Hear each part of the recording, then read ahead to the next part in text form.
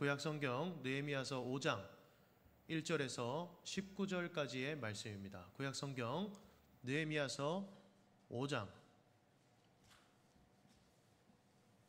구약성경 느헤미야서 5장 1절에서 19절까지의 말씀입니다. 제가 가진 성경으로 구약성경 732페이지입니다. 제가 한 절 여러분이 한 절 교독하고요. 마지막 19절은 한 목소리로 읽도록 하겠습니다. 하나님의 말씀입니다. 그때에 백성들이 그들의 아내와 함께 크게 부르짖어 그들의 형제인 유다 사람들을 원망하는데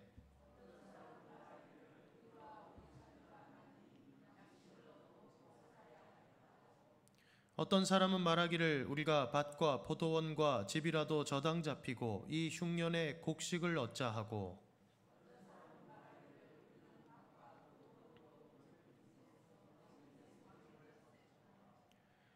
우리 육체도 우리 형제의 육체와 같고 우리 자녀들도 그들의 자녀와 같거늘 이제 우리 자녀를 종으로 파는도다. 우리 딸 중에 벌써 종된 자가 있고 우리의 밭과 포도원이 이미 남의 것이 되었으나 우리에게는 아무런 힘이 없도다 하더라.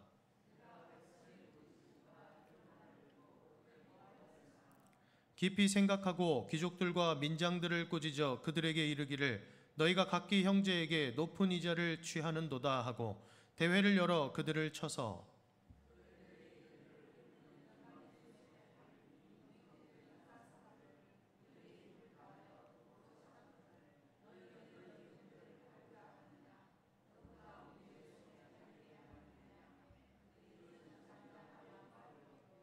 내가 또 이르기를 너희의 소행이 좋지 못하도다. 우리의 대적 이방 사람의 비방을 생각하고 우리 하나님을 경외하는 가운데 행할 것이 아니냐.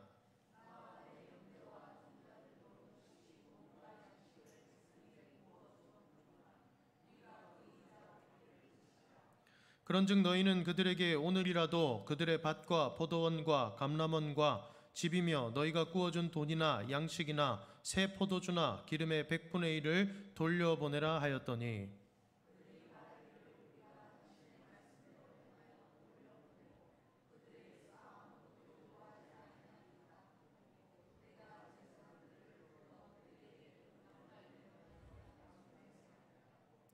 내가 옷자락을 털며 이르기를 이 말대로 행하지 아니하는 자는 모두 하나님이 또한 이와 같이 그 집과 산업에서 털어버리실지니 그는 곧 이렇게 털려서 빈손이 될지로다 하매 회중이 다 아멘하고 여호와를 찬송하고 백성들이 그 말한 대로 행하였느니라.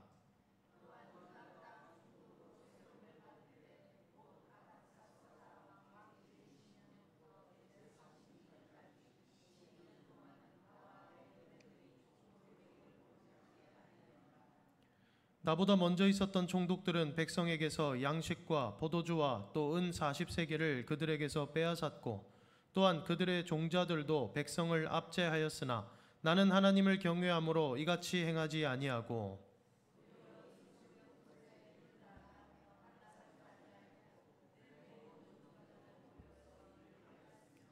또 내 상에는 유다 사람들과 민장들 150명이 있고 그 외에도 우리 주위에 있는 이방 족속들 중에서 우리에게 나아온 자들이 있었는데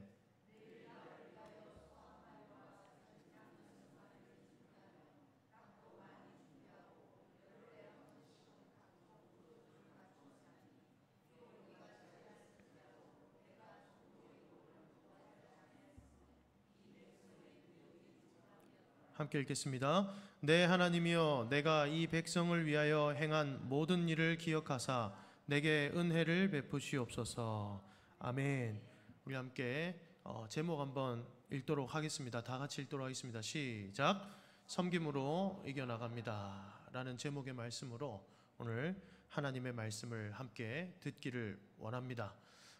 교회가 하나님의 뜻 안에서 잘 성장해 나갈 때 아주 교회의 모든 성도들 가운데에 귀한 열매가 생기는데요.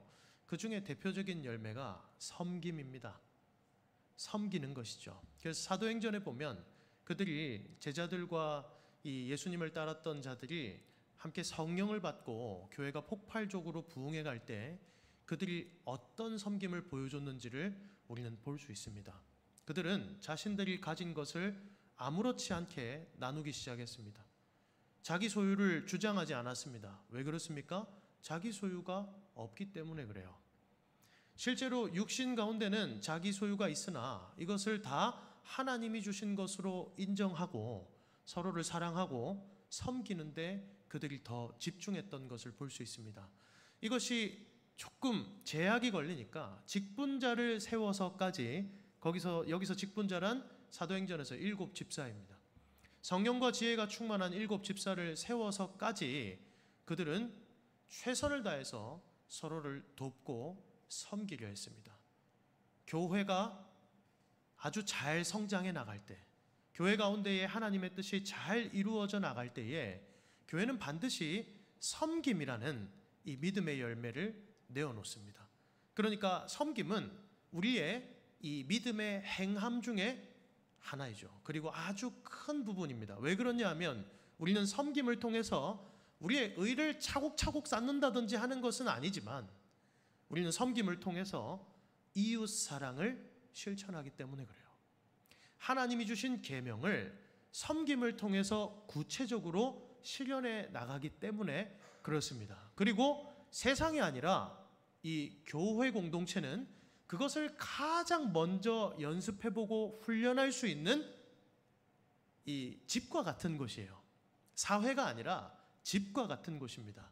이 집 안에서 우리가 서로를 섬겨 나가며 서로를 사랑해 나가며 우리가 잘 훈련된 것으로 말미암아 세상 가운데 나아가서 치열하게 이웃을 사랑하고 섬기고 하나님의 영광을 드러내는데 힘쓰는 것이죠. 그러니 여러분, 교회가 잘 세워져 나갈 때에 우리의 섬김은, 모든 성도들의 섬김은 필수 불가결한 요소입니다. 교회는 반드시 섬김을 통해서 세워집니다. 왜 그런지 아세요? 교회는 근본 자체가 섬김을 통해서 세워졌기 때문입니다. 누구의 섬김입니까? 하나님의 섬김이죠. 교회는 삼위 하나님의 사랑과 희생과 섬김을 통해서 세워진 존재입니다. 교회가 자라는 것 또한 마찬가지입니다. 저와 여러분들을 통하여 삼위 하나님의 희생과 사랑과 섬김이 실현될 때에, 교회는 그 행함이 있을 때에 반드시 온전히 굳건하게 자란단 말이에요. 그렇다면 교회가 이렇게 굳건하게 자라가는 것을 가장 싫어하고 미워하는 존재가 있겠죠. 바로 우리의 대적 사탄 마귀입니다. 마귀는 저와 여러분들이 누구를 사랑하고 섬기는 걸 너무 싫어하죠. 우리가 이 행함이 있는 믿음을 내어놓고 살아가는 것을 너무나도 싫어하죠. 마귀는 교회가 하나님이 우리에게 주신 구원 안에서 굳건히 세워져 가는 것을 너무나도 두려워하는 존재가 아니겠습니까? 그래서 마귀는 우리의 안 밖으로, 교회의 안과 밖으로 끊임없이 시험거리를 줍니다. 그렇기 때문에 우리의 신앙생활에는 날마다 안팎으로 시험이 많이 있는 거예요. 그러니 예수님께서는 오히려 이렇게 기도하라고 하시는 것입니다. 시험에 들게 하지 말게 하시옵소서. 나로 하여금 시험에 빠지지 않도록 주님 나의 마음을 지켜주십시오. 나를 보호하여 주십시오. 나를 악에서 구해 주십시오. 라고 우리는 날마다 기도하는 것입니다. 이처럼 교회가 온전히 서기를 싫어하는 존재가 있기 때문에 이 땅에서의 교회는 반드시 시험이 있습니다. 그럼 또 반대로 한번 생각해 보겠습니다. 마귀의 시험이 그 교회 가운데에 그렇게 충만하지 않다라는 것은 한편으로는요, 다행인 것만 같으나 또 한편으로는 내가 속한 교회가 하나님이 기뻐하실 만한 모습이 맞는지를 돌아볼 필요가 있는 거예요. 왜냐하면 마귀가 내버려둬도 되는 거예요. 마귀가 그냥 내버려둬도 알아서 잘 망해가고 있기 때문에 별로 건드릴 일이 없는 것입니다. 그러나 마귀가 흔들려고 하는 교회는 어떤 교회겠습니까? 끊임없이 시험하려고 하는 교회는 어떤 교회겠습니까? 끊임없이 부딪히며 이 시험과 싸워가며 하나님이 기뻐하시는 모습으로 싸워나가려고 하는 건강한 공동체 있지 않습니까? 날마다 세워져 나가는 그 교회를 마귀는 더 시험하는 것이죠.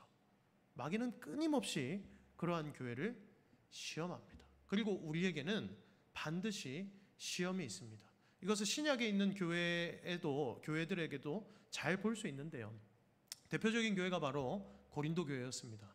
고린도 교회 당시에, 초대교회 당시에는 교회 외부적으로도 항상 박해가 기본적으로 전제되어 있었다라고 생각하시면 됩니다. 시간이 지날수록 더 심해지긴 하나 기본적으로 외부적인 박해가 심한 상태였습니다. 그러나 우리가 고린도전서만 봐도 알 수 있는 것은 고린도 교회 내부에 얼마나 많은 시험거리들이 있었는지 모릅니다.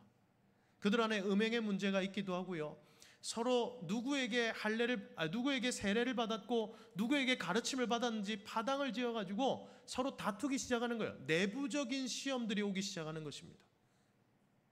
나는 그리스도께 직접 배웠다. 나는 바울에게 세례를 받았다. 나는 베드로에게 받았다. 나는 아볼로에게 받았다. 라고 얘기하기 시작하는 것이죠. 그리고 그들이 서로 그 시험에 빠져서 서로의 옳고 그름을 주장하기 시작할 때 그들에게 사라지는 것은 무엇이냐면 섬김입니다. 서로 용납하고 섬기는 것이 사라져요. 서로로 하여금 섬김의 대상으로 바라보는 것이 아니라 서로 판단과 정죄와 비방의 대상으로 바라보게 되는 것이죠. 나는 베드로에게 배웠는데 너는 누구에게 배웠느냐? 내가 더 권위 있는 가르침을 받은 사람이 아니냐? 여러분, 바울은 이들 중에 누구의 편도 들어주지 않습니다. 바울은 오히려 그들의 눈을 돌려 십자가에 못 박히신 예수 그리스도를 바라보게 만들어요. 고린도 교회는 또 다른 시험거리가 있었습니다. 어떤 시험거리냐면 이 이방신들에게 바쳐진 고기를 먹어도 되느냐 먹지 않아야 되느냐 하는 문제였습니다. 쉽게 얘기하면 제사상을 먹어도 되느냐 마냐죠. 바울은 알고 있습니다. 우리의 신앙적인 자유, 복음 안에서 주어진 자유에 의해서 제사장에 바쳐진 고기를 먹어도 우리의 구원과 아무 상관이 없다는 것을 바울은 너무나도 잘 알고 있습니다. 그러나 바울은 그걸 가지고 싸우는 이 두 부류에게 누구의 편도 들어주지 않습니다. 바울이 이렇게 얘기합니다. 고린도전서 8장입니다. 내가 고기를 우상에게 바쳐진 이 제물을 먹어도 상관없지만, 그러한 자유가 나에게 있지만 또한 반대로 내가 우상에게 바쳐진 고기를 먹는 것을 보고 실족하는 자들이 있다면 나는 평생 동안 영원히 내가 이 고기를 먹지 않겠다라는 섬김의 대답을 해요. 나 때문에 실족할 사람이 있다면 내가 이 행위를 하지 않겠습니다. 내가 이 행위를 얼마든지 할 자유가 있으나 나는 그러지 않겠습니다 라고 얘기함으로써 그걸 가지고 다투고 있는, 누가 맞냐라고 다투고 서로 섬김의 대상이 아니라 비방과 다툼의 대상으로 바라보고 있던 이 고린도 교회를 부끄럽게 하는 거예요. 그리고는 그들로 하여금 다시 십자가에 못 박히신 예수 그리스도를 온전히 바라볼 수 있도록 겸손과 믿음의 자리로 그들을 끌어내리는 것입니다. 여러분, 초대교회에 많은 성령의 역사가 있었던, 성령의 많은 은사와 역사가 있었던 고린도 교회에도 이러한 외부적인 일들뿐만 아니라 내부적인 문제들이 있어요. 우리에게는 안 그렇겠습니까? 현대에 있는 많은 교회들에게는 안 그렇겠습니까? 저와 여러분도 마찬가지인 것입니다. 우리 교회도 얼마든지 그럴 수 있는 것입니다. 우리 교회가 날마다 하나님께서 주신 사명을 따라, 그리고 말씀을 따라 굳건하게 세워지려고 할 때에, 또 그렇게 노력하고 달려나가고 전진해 갈 때에 마귀는 반드시 우리 마음 가운데에 시험거리를 허락합니다. 그리고 그 시험거리는 서로를 바라보는 눈을 다르게 만들어버려요. 어떻게 만드냐면, 내가 사랑하고 용납하고 섬겨야 되는 대상으로 제가 여러분들을 바라보게 되는 것이 아니라 누가 더 옳고 그른지를 판단하게 하고 서로 비방하고 정죄하게 만들어 섬기지 못하게 만드는 것입니다. 섬기지 못하게 만들면 어떻게 될까요? 서로 사랑을 실현할 수가 없어요. 서로 사랑을 실현할 수 없는 교회가 어떻게 건강한 교회로 자라갈 수 있겠습니까? 그런데 그럼에도 불구하고 참 감사한 사실은 우리가 고린도전서 자체를 보면서도 알 수 있죠. 고린도전서를 제가 예를 들었지만 하나님이 바울을 통해서 고린도 교회에게 말씀하신다는 사실입니다. 그들이 시험에 빠지지 않도록 말입니다. 그리고 지금도 마찬가지입니다. 하나님은 저와 여러분들에게 성경을 통해서, 또 설교라는 하나님의 말씀의 수단을 통하여서 우리에게 말씀하십니다. 왜 그렇습니까? 저와 여러분들을 사랑하셔서 저와 여러분들로 하여금 시험에 빠지지 않도록 하시기 위해서입니다. 우리는 그러니 말씀과 이 말씀을 의지하여 기도하는 것을 힘입어 우리는 시험을 날마다 이길 수 있는 줄을 믿으시기 바랍니다.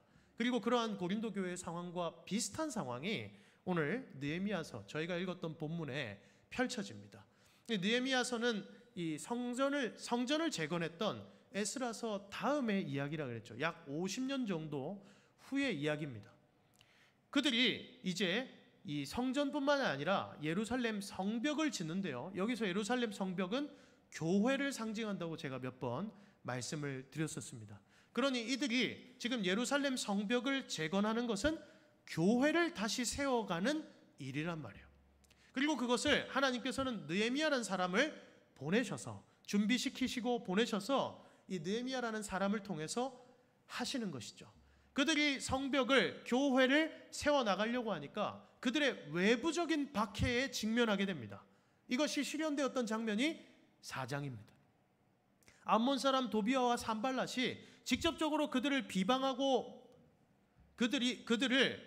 그들과 황제 사이를 이간질하려고 하고 그들이 성벽 짓는 것을 방해하려고 합니다. 그러나 이스라엘 백성들이 서로 도와가며 얼마나 치열하게 이 성벽을 세우는지 모릅니다. 성벽을 세우는 과정 가운데에 그들의 삶도 피폐하고 힘들었을 텐데도 각 가정마다, 각 집안마다, 가문마다, 각 개인마다 구역을 정해놓고 그들이 성벽을 쌓고요. 그리고 대적들이 쳐들어올 수 있으니 한 손에는 창을 들고 밤에는 불침번을 서가며 그렇게 치열하게 성벽을 쌓아 올려가는 거예요. 그런데 이것을 서로 느헤미야를 비롯한 지도자들과 백성들이 하나님 앞에서 마음과 뜻과 힘을 다하여서 이 일들을 감당하고 있는 것입니다. 최선을 다해서 감당하고 있어요. 그러면 이대로 잘 가면 될 것 같은데 이제 이들의 내부 가운데에 이들 속에서 시험거리가 일어나기 시작합니다. 어떤 시험거리냐면요, 백성들이 원망하고 울부짖는 거예요. 그런데 이유가 좀 합당합니다. 어떤 이유냐면 백성들이, 여러분이 이스라엘 가운데서도 잘 사는 백성들이, 귀족들이 있고 일반 평민들이 있을 것이지 않습니까? 그런데 이 평민들이 지금 성벽 공사를 하다 보니까 너무나도 자신들의 삶이 피폐해지는 거예요. 세금 낼 돈도 없고 그런 것들을 메꾸다가 보니까 어떤 일들이 발생하냐면 나중에는 결국은 자기들의 자식들까지 담보로 내어 놓아야 하는 아주 비참한 상황이 발생한 것이죠. 그리고는 백성들이 불평을 하며 울부짖습니다. 우리가 어떻게 해야 될지 모르겠습니다. 우리가 이 성벽을 짓긴 지어야 되는데 우리의 삶이 너무나도 피폐하고 힘이 듭니다. 여러분, 우리 가운데도 이러한 많은 문제들이 있습니다. 여러분, 우리 교회가 함께 신앙생활을 해 나가면서 우리의 내부적인 관계적인 문제가 될 수도 있고요. 우리 각 개인의 삶 속에서의 어려움이 될 수도 있습니다. 여러 시험거리들이 저와 여러분들을 기다리기도 하고 또 찾아와서 넘어뜨리려고 하죠. 그때 우리는 마치 어찌해야 될 바를 모르는 이 백성들처럼 울부짖기도 합니다. 또 원망하기도 합니다. 그 얘기를 들은 느헤미야가 처음에는 듣고 백성들에게 너희가 이것도 참지 못하느냐라고 화를 내려고 그래요. 왜냐하면 이 성벽을 짓는 일이 너무나도 중요한 사명이었기 때문에 그렇습니다. 그런데 오늘 본문을 보면 뭐라고 얘기하냐면요, 7절에 앞에 이렇게 얘기하고 있습니다. 깊이 생각하고 라고 얘기해요. 그들의 말을 듣고 노하였으나 느헤미야가 다시 한번 깊이 생각해 보는 거예요. 그리고 백성들의 힘듦을 공감하고 알게 되었습니다. 그리고는 이 느헤미야가 이러한 상황들을 해결하기 위해서 어떻게 하냐면요, 귀족들과 지도자들을 먼저 모아놓고 이렇게 얘기하는 것입니다. 지금 우리 백성들이 이러한 상황인데 우리가 하나님을 경외하는 마음을 가지고, 하나님을 두려워하는 마음을 가지고 정직하게 행합시다. 우리 백성들에게 세금을 걷지 맙시다. 그리고 백성들에게 돈 빌려준 거 지금 받지 맙시다. 그렇다면 여러분, 이들도 지금 당장 손해를 감수해야 하잖아요. 그런데 느헤미야가 그들에게 이것을 권면하면서 어떻게 하냐면요, 느헤미야 자신이 먼저 유다 땅의 총독으로 왔기 때문에 총독의 몫이 있어요. 총독의 녹을 느헤미야가 먼저 받지 않습니다.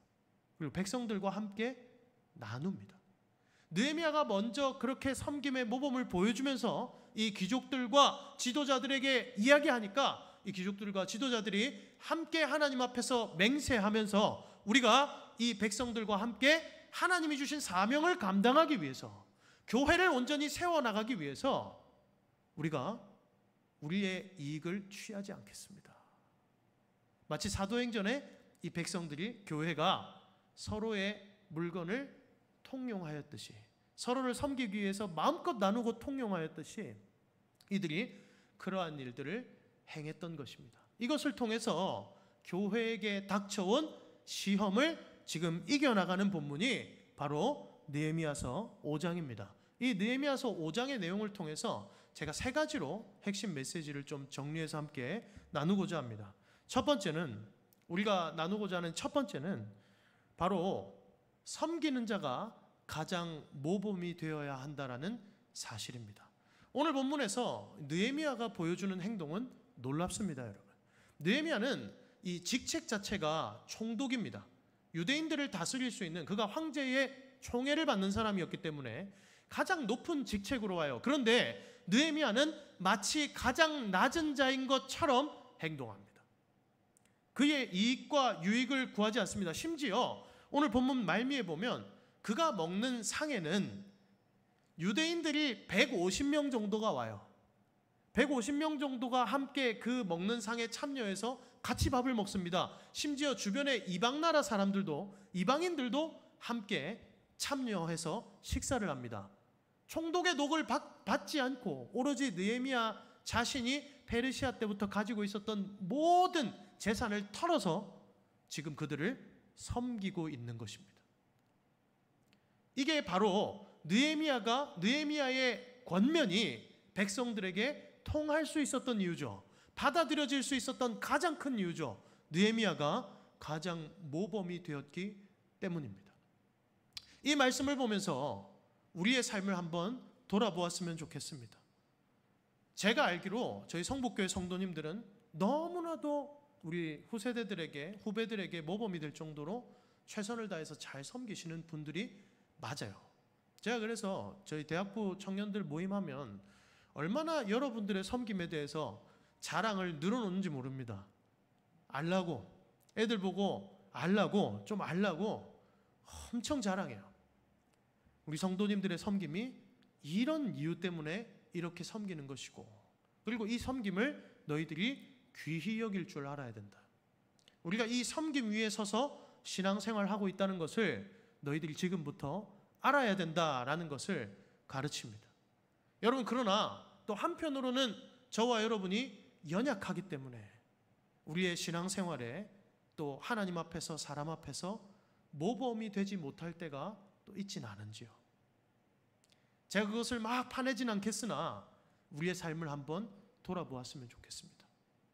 어떤 성도들에게, 또 타인에게, 누군가에게는 내가 저 사람은 왜 저래? 라고 얘기하면서 그렇게 비방과 정죄의 말들을 하면서 나는 정작 하나님과 사람 앞에서 그리 모범이 되지 못하는 그러한 모습으로 타인을 쉽게 정죄하진 않습니까? 여러분, 그렇다면 저와 여러분이 오히려 누군가에게 시험거리가 되고 있는 것이죠. 우리가 적어도 누군가가 시험을 이길 수 있도록 함께 돕는 자가 되어야 하지, 누군가에게 시험거리가 되어서는 안 되지 않겠습니까? 그러나 우리 모두 연약하기 때문에 나도 모르는 사이에 누군가를 실족하게 할 때가 있고, 나도 모르는 사이에 누군가에게 시험거리가 될 때가 있는 것 같습니다. 우리의 이러한 삶의 모습들을 좀 돌아보았으면 좋겠습니다. 그리고 부끄러운 마음을 가지고 하나님 앞에 다시 한 번 더 회개하며 우리의 모든 삶과 이 언행을 다시 돌이켰으면 좋겠습니다. 그리하여 하나님, 내가 오늘 모든 백성들과 지도자들에게 모범이 되며 권면하고 있는, 먼저 모범이 되며 권면하고 있는 이 느헤미야처럼 내가 온전히 신앙의 모범이 되는 신앙의 선배가 되기를 소망합니다 하는 마음을 가지고 저와 여러분이 먼저 그러한 모범의 사람들이 될 수 있기를 주님의 이름으로 축복합니다. 그리고 저와 여러분들의 그 모범을 따라서 더 많은 사람들이, 더 많은 신앙의 후배들이 그 모범 안으로 세워져 나갈 줄을 믿으시기 바랍니다. 그리고 이 말씀을 통해서 우리가 알 수 있는 두 번째 사실이 있습니다. 그것이 무엇이냐면 섬김은 또 다른 섬김을 낳는다라는 사실입니다. 이 본문에서 놀라운 사실은, 그리고 느헤미야 전체를 보면요, 항상 느헤미야는 그가 가장 먼저 낮아지고 그가 가장 먼저 불편함을 감수하고요, 그가 가장 먼저 섬기고 있다는 것을 알 수 있습니다. 그가 먼저 하는 것입니다. 그리고는 백성들에게 그 이야기를 들었을 때 그가 먼저 하고 있으면서 백성들에게 얘기할 수 있잖아요. 나도 이렇게 섬기고 있으니 너희도 섬겨야 돼, 이것을 꼭 참아내야 돼 라고 얘기할 수 있으나 그는 오히려 신앙이 장성해야 하는 지도자들에게, 귀족들과 지도자들에게 그가 먼저 권면하는 것을 볼 수 있습니다. 마찬가지입니다. 하나님께서는 여러분 교회에서 먼저 신앙적으로 장성해야 될 자들이 누구이겠습니까? 바로 중직자들입니다. 교회에 항상 존재해야 되는 항존직이라고 불리는 목사, 장로, 집사, 권사까지. 님은 생략했습니다. 하나님은 저와 여러분들에게 먼저 요구하시는 것입니다. 우리가 먼저 섬겨야 되는 것입니다. 느헤미야는 백성들에게 그 섬김을 먼저 떠넘긴 것이 아니라 귀족들과 이 지도자들을 불러 모아서 우리가 이렇게 섬겨야 되지 않겠느냐라고 이야기합니다.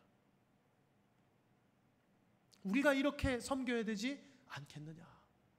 여러분, 교회가 하나님이 바라시는, 기뻐하시는 모습으로 자라갈 때 반드시 필요한 것이 섬김이라 그랬죠.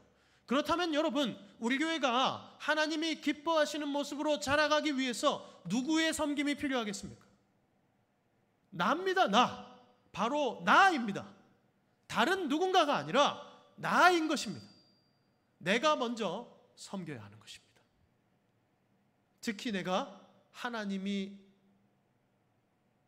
세워주신 직분자라면 더더욱이나 그 모든 책임이 나에게 더 크게 있는 것입니다. 이 책임이 참 무겁죠.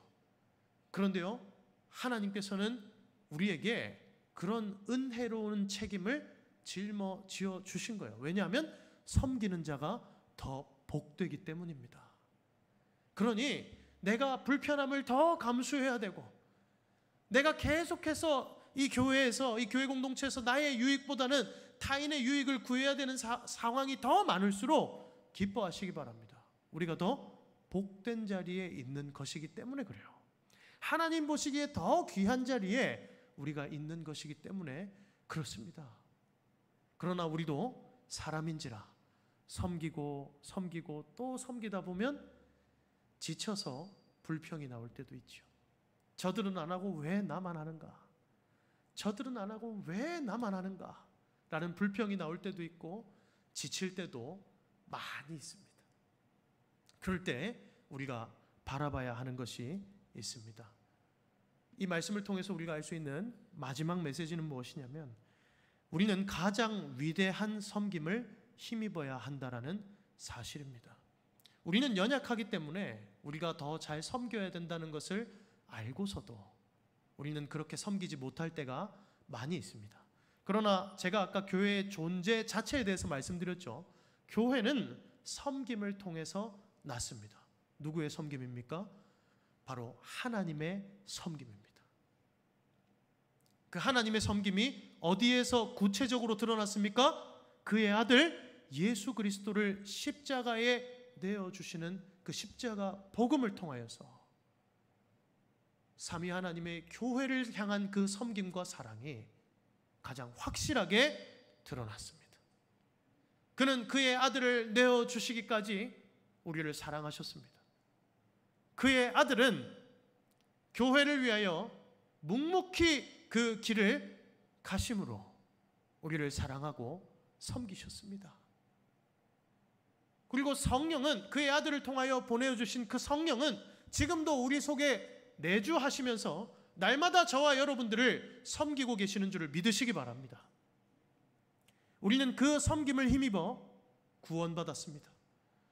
그뿐만 아니라 우리 각 개인의 구원을 넘어서서 우리는 그 섬김을 힘입어 성복교회라는 교회 공동체로 부르심을 받았습니다.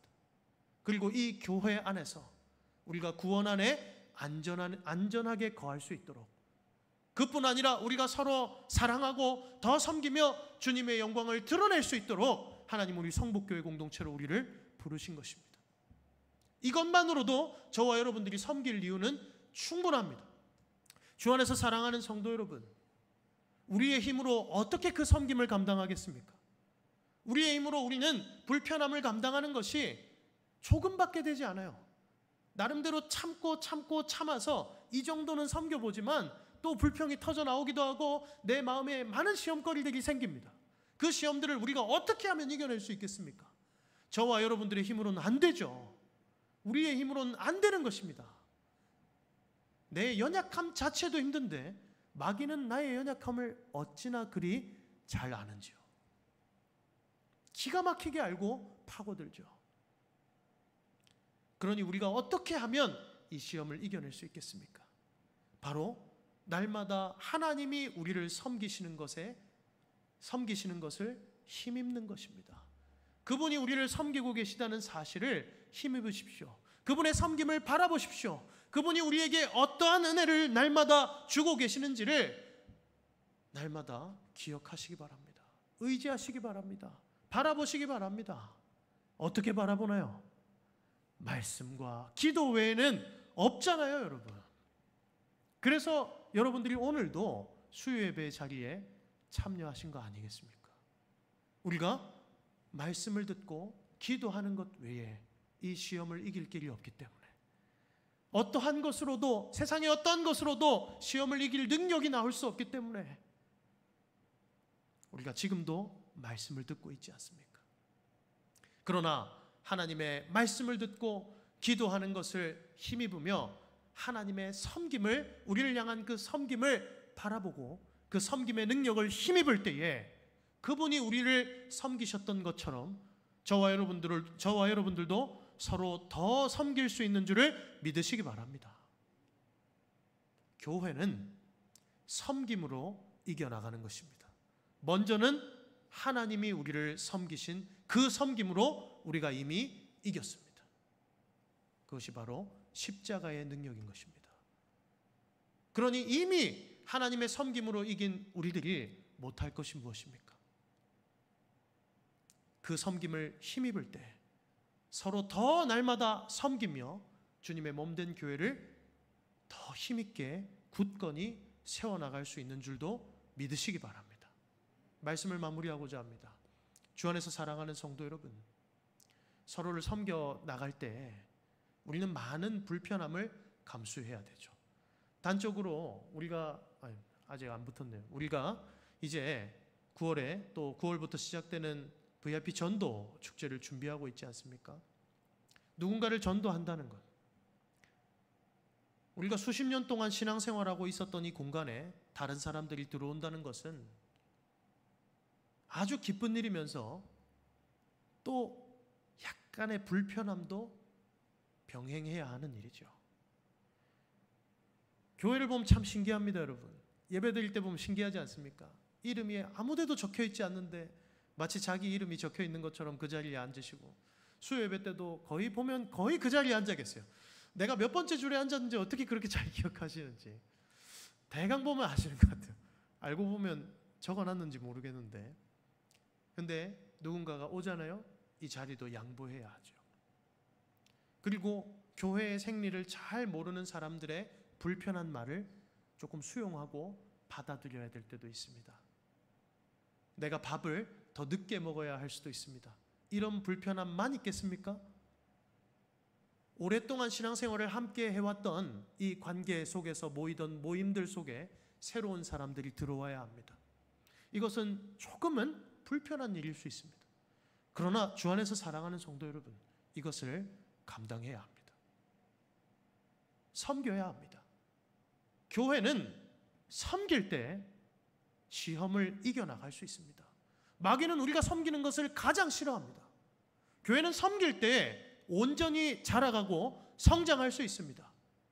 그러니 여러분, 담임 목사님과 또 장로님들 그리고 교회의 지도자들이 여러분들에게 어떠한 것들을 요구하고 영적인 것들을 요구하고 섬김들을 요구할 때에 여러분 그것이 죄 짓는 것이 아니라면 이때까지 해왔던 것과는 좀 다르다 할지라도 순종하십시오. 순종하고 따라오십시오. 여러분, 이 귀족들과 민장들이 자기들이 꿔준 돈 받는 건 당연한 것입니다. 그런데 그걸 안 한다 그러잖아요. 그걸 안 하겠다 그러잖아요. 여러분, 우리의 유익을 포기해야죠. 섬기고 사랑하기 위해서 포기해야죠. 사랑은 자기 유익을 구하지 않는 것이잖아요. 내 자리를 양보해야죠. 내 편익을 양보해야죠. 그렇게 해야 우리 교회가 날마다 더 굳건하게 세워져 나갈 수 있는 것입니다. 그리고 오늘 말씀을 통해 하나님께서는 저와 여러분들에게 도전하고 계신 것입니다. 이미 제가 보기에는 너무나도 잘하고 계시지만, 제가 보기에는 너무나도 존경스럽게 잘하고 계시지만 하나님께서는 저와 여러분들에게 더 도전하고 계십니다. 우리가 더 이 말씀을 들은 내가 더 먼저 섬겨야 한다는 사실을 말입니다.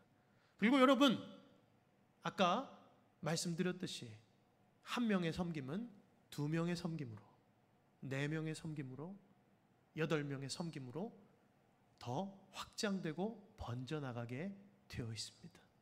주 안에서 사랑하는 성도 여러분, 오늘 이 자리에 있는 우리가 먼저 섬기기 시작한다면, 우리가 먼저 나의 유익을 구하지 않으면서까지 섬기기 시작한다면 우리 교회가 얼마나 더 많이 바뀔 수 있겠습니까?